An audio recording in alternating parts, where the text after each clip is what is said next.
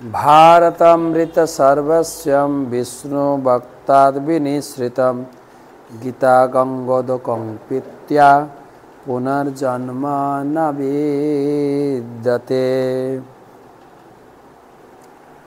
महाभारतेर अमृतमय रस এই ভাগবত গীতা লাভ করলে, গীতার জ্ঞান লাভ করলে অমৃত লাভ করা যায়, যার ফলে পুনর্জন্ম লাভ হয় না। ত্রয়োদশ শ্লোক।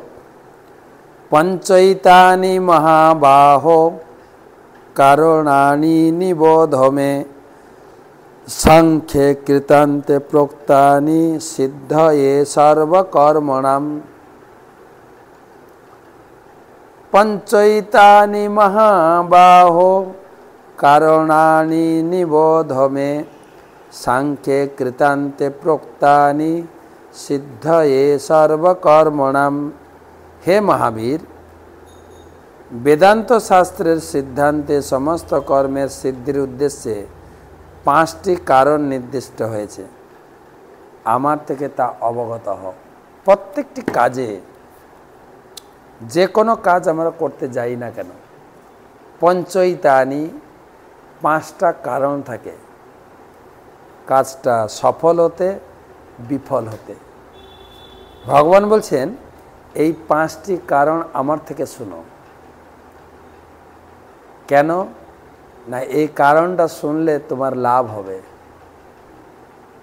কারণটা না জানার ফলে যে কাজটা যখন সফল হয় না আমরা ভেঙে পড়ি, সেটা হবে না। যে কিসের জন্য হলো না, আবার সেই সঙ্গে কিসের জন্য হলো সেটাও যদি জানি, তাহলে আমি সুখী থাকব। কিন্তু নাহলে অহংকারের ফেটে আমার দুর্গতি হয়ে যাবে, কিন্তু আমি অহংকারী হয়ে যাব। তাই কাজে সফল হলেও লাভ নেই, বিফল হলেও ক্ষতি নেই, যদি কারণটা জানি। সেই কারণ সম্বন্ধে ভগবান খুঁটিয়ে খুঁটিয়ে বলবেন। প্রত্যেকটা কাজের পিছনে 5টা বিজ্ঞান ভিত্তিক কারণ। এ খুঁটিয়ে খুঁটিয়ে আলোচনা কোথা থেকে পাবেন? গীতা থেকে। ভগবান বলছেন প্রত্যেকটা কাজের পিছনে 5টি মূল কারণ। তুমি আমার কাছে শোনো, কালকে বলবো।